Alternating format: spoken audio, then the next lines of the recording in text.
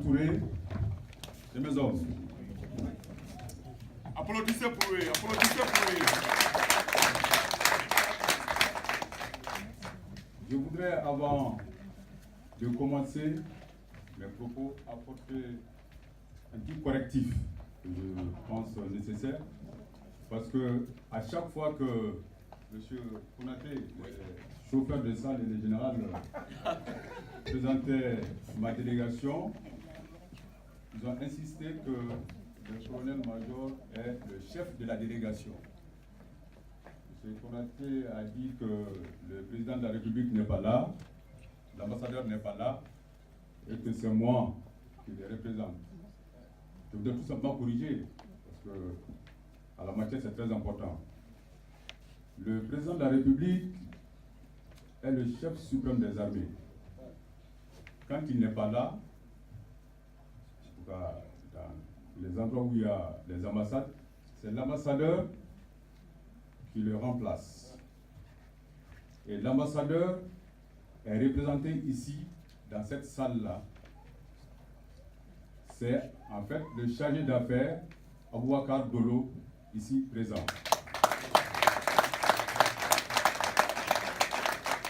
Nous, soldats, nous sommes très attachés à la subordination. Je ne peux pas prendre la tête de cette délégation-là en présence de mon chef. Cette précision, je voulais la faire. Merci beaucoup.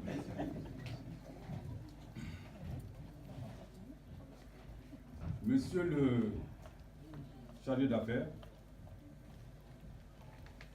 Monsieur le président de l'association Debout pour le Mali, Mesdames, Messieurs les représentants des associations amies, les chers compagnons d'armes, Mesdames, Messieurs les invités, les discours les plus brefs sont les meilleurs. C'est l'une des premières leçons qu'on nous enseigne, nous, dans les écoles de formation d'officiers. Donc, en tant que soldat, je m'en tiendrai à cet adage. C'est pourquoi, tout ce que j'ai pu vous dire et tout ce que j'aurai à vous dire au cours de cette rencontre peut tenir en 2 mots. Merci et félicitations.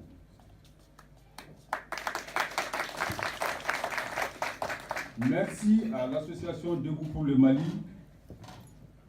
d'avoir associé la mission diplomatique et consulaire et tout le personnel militaire malien en mission en France à cette belle rencontre. Cette initiative, nous l'avons reçue comme une grande marque de sympathie et un sincère attachement de votre jeune et dynamique association à l'institution armée que nous avons l'honneur et le plaisir de représenter ici en France. L'association Debout pour le Mali a parfaitement bien compris qu'il est du devoir de tout Malien, qui qu'il soit et où qu'il se trouve, de contribuer à consolider l'union sacrée autour des FAMA, une union sacrée à chaque fois sollicitée par le chef suprême des armées. En cette période critique, marquée par la lutte contre l'insécurité, le terrorisme et le trafic en tout genre, les femmes ont besoin de vous, de tous les fils et de toutes les filles de la nation. Elles ont besoin de sentir la nation à chaque instant à ses côtés.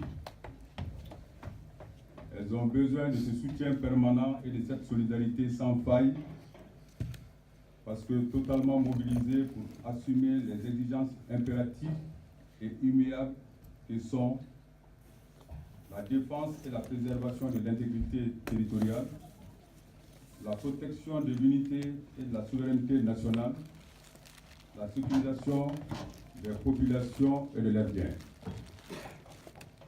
Félicitations enfin à l'association Debout pour le Mali pour le zèle et le dévouement dont elle a fait montre et qui ont conduit à cette belle rencontre. Je vous remercie. Maintenant, je n'avais pas prévu d'intervenir, mais M. Guido, qui était votre point focal, a insisté pour que je fasse une intervention. Donc j'ai proposé de vous parler un peu de l'historique de l'armée. Je vais le faire en 5 ou 10 minutes. Et en vous parlant de l'historique de l'armée, je voudrais tout simplement dire que l'histoire de l'armée malienne est liée à celle du Soudan, de la Fédération du Mali et de la République du Mali.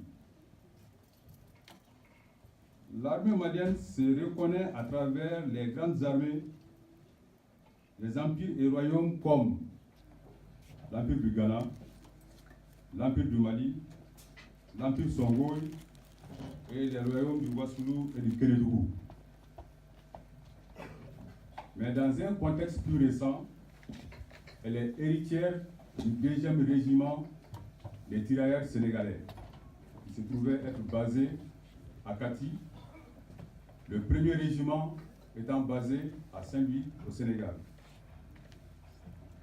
La création des forces armées du Mali, dans sa forme actuelle, intervient de façon formelle à la suite de la proclamation de la République du Mali après l'éclatement de la fédération qui regroupait le Sénégal et le Soudan français. Mais en remontant un peu dans le temps, on s'est dit que les Français ont débarqué pour la première fois à Médine. Ça, c'est dans la région de Caille.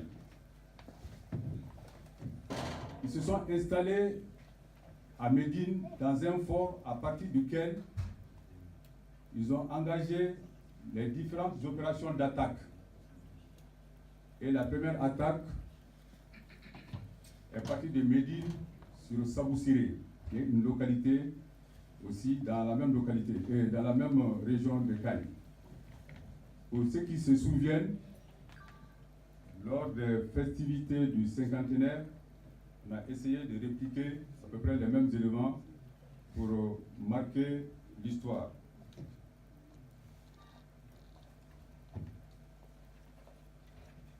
Au niveau de la fédération maintenant, il y a une date qui restera mémorable dans les annales de l'armée malienne. Ça, c'est le 25 juillet 1960.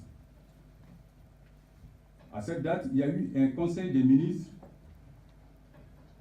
qui était uniquement consacré à la proposition du chef d'état-major de l'armée, de la fédération, celui qui avait le grade le plus élevé, fut proposé par le président du conseil, le président du gouvernement de l'époque, qui était le président Modibo Keïta, au détriment du colonel Fall, qui était soutenu par M. Mamadou Dia, ministre de la Défense. Et celui qui avait été proposé par le président du gouvernement était le colonel Abdoulaye Soumaré. Le 19 août 1960, la rupture de la fédération a eu lieu. Les personnalités d'origine soudanaise furent arrêtées par la gendarmerie française, dont le colonel Soumaré, renvoyé en France, mais il rejoindra après le Mali le 23 décembre 1960 pour se mettre à la disposition de son pays. Maintenant, la création de l'armée malienne. Beaucoup de Maliens pensent que le 20 janvier est la date de création de l'armée malienne. Beaucoup. D'autres pensent que le 20 janvier est le départ du dernier soldat français du Mali. C'est une erreur. Le 20 janvier, ce n'est ni le départ du dernier soldat, ni la date de création de l'armée malienne. En fait, le 20 janvier est le souvenir d'une importante déclaration politique faite à Koulouba par le président Modibo Keïta, qui s'adressait aux membres du corps diplomatique en les informant de l'intention de son parti de l'époque, l'Union souveraine RDA, et de son gouvernement de voir la France évacuer toutes les bases installées en République du Mali, notamment celles de Bamako, de Kay, de Gao et surtout de Tessalit. Donc, en résumé, ce qu'il faut retenir, c'est que le 20 janvier, le président de la République d'alors a regroupé à Bamako tous les membres du corps constitué, les ambassadeurs, les consuls, pour leur dire que son gouvernement a pris la décision que l'armée française doit évacuer les bases installées au Mali. Peut-être pour votre information, j'ai une copie de cette déclaration-là.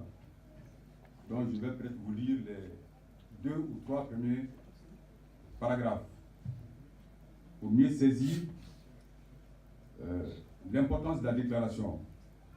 Et après, je vous parlerai certainement de ce que nous, techniciens, nous appelons date de création de l'armée.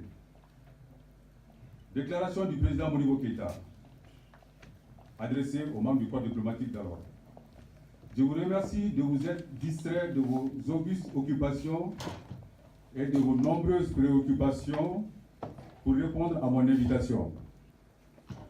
L'importance de la communication exige que je vous la fasse moi-même. À l'heure qu'il est, l'ambassade de la France en République du Mali est informée par mes soins de la décision de mon parti et de mon gouvernement de voir la France évacuer les bases militaires de Bamako, de Kati, de Gao et de Tessalit qu'elle occupe du fait des accords franco-maliens signés à Paris le 22 juin 1960 entre elle et la Fédération du Mali et qui deviennent caduques après les événements du 19 au 20 août 1960 et l'acte de reconnaissance par la France du gouvernement du Sénégal, acte qui consacre la dissolution de la Fédération du Mali. La République du Mali a affirmé sa volonté de coopérer avec la France sur la base de la non-ingérence dans nos affaires intérieures et du respect de la souveraineté. La déclaration continue, mais je voudrais m'arrêter à ces 2 premiers paragraphes pour ne pas être long. Donc, le 22 septembre 1960, il y a eu un congrès extraordinaire de l'USRDA, au cours duquel les représentants du peuple ont émis le souhait de doter le Mali d'une armée nationale formée et encadrée par les fils du pays. Ils ont demandé en outre le rappel des enfants maliens qui se battaient sous le drapeau des puissances étrangères. Ils ont également réclamé la suppression des bases étrangères se trouvant au Mali. Ça, c'est une résolution du 22 septembre 1960. En suivant la chronologie, la semaine qui a suivi ce congrès fut une semaine d'intense course contre la montre. Une séquence alors d'évacuation des bases et d'installation de l'armée malienne a commencé. Ainsi, les bases de Kati a été évacuée en juin 61, la base de Tessalit en juillet 61 et la base de Gao en août 1961. La base aérienne de Bamako le 5 septembre 1961. C'est cette dernière date est précisément la date de départ du dernier contingent français du Mali. La date de départ du dernier contingent français du Mali. Maintenant, le 1er octobre 1961, le chef d'état-major de l'armée, à l'époque, le capitaine Sékou Traoré, s'est adressé aux militaires rassemblés à Kati pour leur annoncer le départ du dernier soldat français et la création de la nouvelle armée.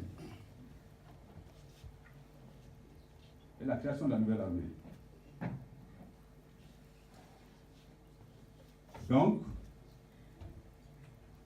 depuis 1960, c'est rentré dans les coutumes que le 20 janvier est la date de création de l'armée malienne. Mais voilà ce qui s'est passé le 20 janvier et voilà ce que nous considérons comme la date de création de l'armée malienne.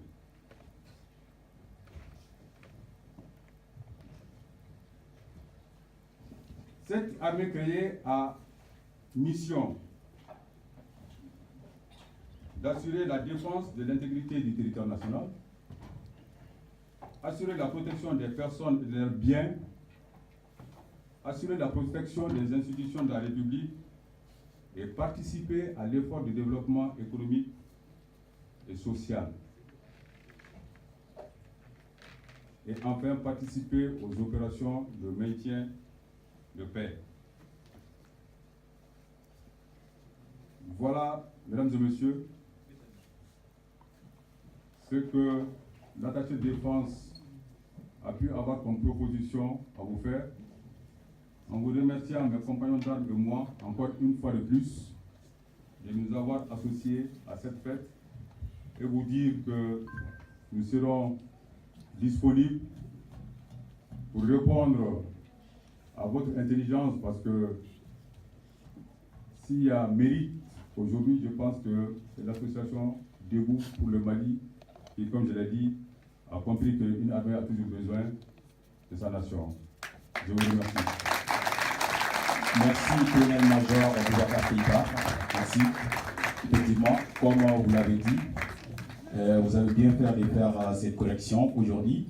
Si le président de la République n'est pas là, c'est l'ambassadeur qui est notre président. S'il n'est pas là, c'est le conseil des affaires qui est là. Et vous, vous êtes comme notre ministre de la Défense, représentant.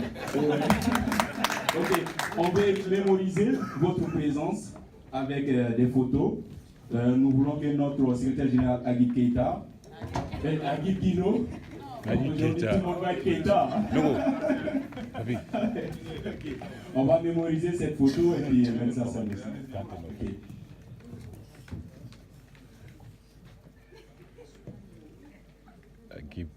Agib Keïta.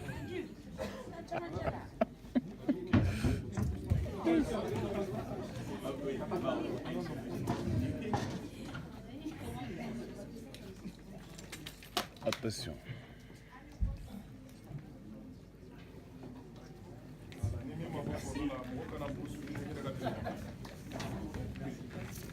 Ok, merci beaucoup. Applaudissez pour le colonel Keïta avec sa délégation. Comme elle a aussi bien dit mon collègue, c'est notre ministre de la Défense. Ayekuma mi nyefo akila balma ou aye chama famia la metigila ou beni dai. Association Debout pour le Mali, aucun initiative ou aye nyeba la militaire ou kanye moye folie minke kanye si auma. Aye continue à faire. Aye tlene to comme miseli le na kera woloso e dongodo ama kari. Donc Debout pour le Mali a koroka bon. Et au Kelenta Tepile Mali Beretado. Notre Temena Kaboui, comme elle a aussi bien dit, colonel Keïta, notre président de la République en France, qui est le représentant de l'ambassadeur. L'ambassadeur, le Malien en France ici, c'est notre président de la République. Parce qu'elle est Ibeka, elle va représenter Ibeka Ibrahim Boubacar Keïta, qui est notre président de la République. Même s'il est modeste. L'ambassadeur qui le représente ici, c'est monsieur chargé des affaires, monsieur Aboubakar Ndolo. Applaudissez.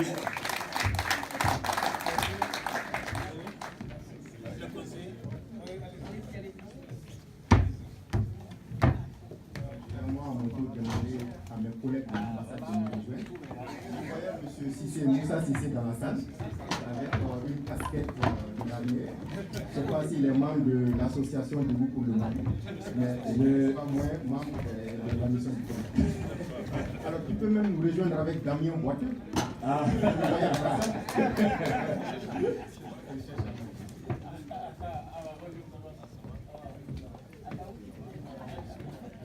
Et l'équipe est complète. Merci. L'ambassadeur avait souhaité être lui-même avec vous cet après-midi pour cette cérémonie, mais compte tenu vraiment d'un souci d'agenda, il n'a pu effectuer le déplacement. Il est d'ailleurs hors de la France, donc il est chargé de le représenter avec les collègues de la mission diplomatique.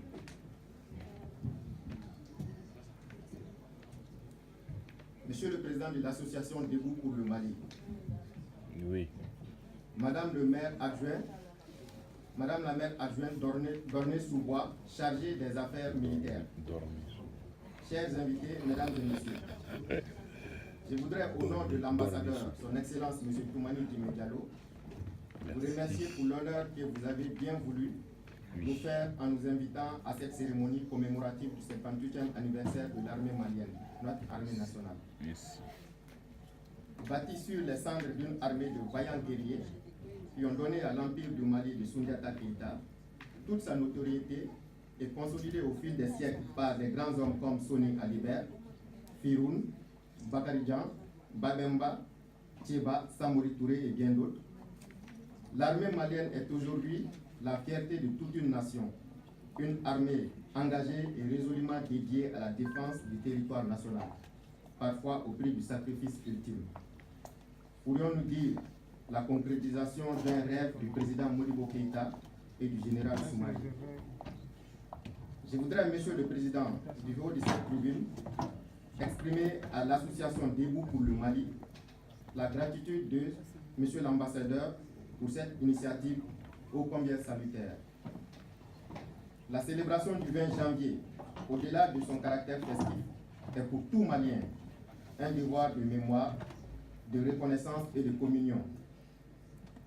Parlant de communion, c'est aussi le lieu pour nous d'inviter nos concitoyens vivant aussi bien au Mali que ceux de la diaspora à plus d'union, d'entente et de cohésion pour qu'ensemble nous œuvrions à la construction d'une nation prospère. L'ambassade, pour sa part, réitère sa disponibilité à dialoguer, échanger et mener des réflexions avec l'ensemble des Maliens ici présents pour créer un climat apaisé afin que nous apportions, dans une convergence de vues, des réponses communes aux défis auxquels fait face le Mali. Monsieur le Président, Mesdames et Messieurs, depuis son accession à la magistrature suprême de notre pays en 2013, son Excellence M. Ibrahim Boubacar Keïta, président de la République, chef suprême des armées, a placé au cœur de cette préoccupation la reconstruction d'une armée moderne, apte à relever dignement les grands défis de l'heure. Il s'est donc engagé à trouver les moyens nécessaires pour bâtir une armée républicaine. Cette ferme volonté du président de la République fut concrétisée par l'Assemblée nationale en adoptant la loi d'orientation et de programmation militaire afin de doter l'armée de moyens conséquents pour son équipement en matériel roulant, vecteurs aériens et de nombreux autres équipements de défense. Cette loi, dans sa mise en œuvre, accorde également une priorité à la formation des hommes, car l'acquisition des moyens adéquats va de pair avec une formation de qualité des hommes. Les plus hautes autorités de notre pays ont consenti d'énormes efforts en allouant au secteur de la défense et de la sécurité un budget conséquent. Cette décision se justifie pleinement, car aucun sacrifice n'est de trop pour la sécurité des populations et la défense du territoire national. Donc, comme le dit son Excellence M. Ibrahim Boubacar Keïta, l'armée est l'outil de décision politique, donc un élément essentiel pour l'affirmation de la souveraineté d'un État. Je voudrais, pour terminer, au nom de son Excellence M. Toumani Djimé Diallo, vous adresser, Monsieur le Président, à votre association, ainsi qu'à tous ceux qui ont bien voulu effectuer le déplacement pour l'occasion, mes sincères remerciements. Vive l'édition prochaine. Je vous souhaite à toutes et à tous une bonne fête de l'armée. Vive l'armée malienne dans un Mali un et indivisible. Merci de votre aimable attention. Moi, je voudrais également profiter de cette tribune pour apporter quelques éclaircissements sur certains propos. Et je sais qu'il participe quand même du devoir de tout un Malien, de chaque Malien, quand l'occasion se présente, d'apporter les informations claires de ce qui se passe au pays. Je remercie le président dans son discours lorsqu'il a fait allusion à ce qui se passe au centre du Mali. Mais en réalité, je voudrais vous dire que ce qui se passe au centre du Mali est plutôt une situation de confusion créée par les mouvements terroristes qu'un conflit intercommunautaire. Nous ne connaissons pas, nous, de conflit intercommunautaire au Mali. Le terrorisme la lutte contre le terrorisme est un conflit très complexe. Ils en savent déjà, nos collègues militaires qui sont là. Quand l'ennemi se sent vaincu sur un terrain, il a toujours des subterfuges qui sont utilisés pour déplacer le problème. Et c'est ce problème que nous sommes en train de gérer au centre du Mali. Les communautés du centre du Mali, les Dogons, les Peuls, les Bozo, les Bamara ont toujours vécu en symbiose. Donc ce qu'ils sont en train de vivre aujourd'hui est vraiment la conséquence d'un terrorisme. Et donc je voudrais passer ce message. Nous ne connaissons pas de conflit intercommunautaire, encore moins un génocide comme nous sommes en train de faire passer le message par certains. Donc faisons beaucoup attention. Nous vivons une situation certes difficile, mais nous ne sommes pas dans une disposition où nous ne pouvons pas relever ce défi. Donc je tenais à apporter cette précision. Je vous remercie. Merci beaucoup. Applaudissez pour le chef des affaires de l'ambassade du Mali en France, M. Ndolo Aboubakar, avec sa délégation. Nous sommes fiers de vous. Nous sommes fiers de tout ce que vous faites. Et Aboraga Mionfaouye Mbalmaou, quel est Ferre Kacha? Quel est le il va y résultat sans que on a vu l'attaque de Libye quand on disait que Benghazi, c'est les Libyens qui se sont levés contre Kadhafi. Aujourd'hui, on voit la réalité. Qui étaient à Benghazi, c'était même pas les Libyens. Quel est Ferre Kacha? On a dit au Mali, c'est la rébellion. Mais après 5 ans aujourd'hui, je pense que tous ceux qui ont la bonne réflexion, vous avez découvert beaucoup de la vérité. L'histoire terrorisme, on sait comment ça se passe. Comment peut-être il y a des stratégies pour que Kadjamanadeon tige, anga fangala. Aux stratégies B, no keradron, au route se gagner sur elle. Et ils ont cité plusieurs fois dans le discours. Monsieur Soumaré, Modibo Keïta. Monsieur Soumaré, Modibo Keïta. Mais ça ne veut pas dire qu'ils étaient que les 2 personnes. Mais il n'y avait pas 1 millier de personnes pour avoir l'indépendance.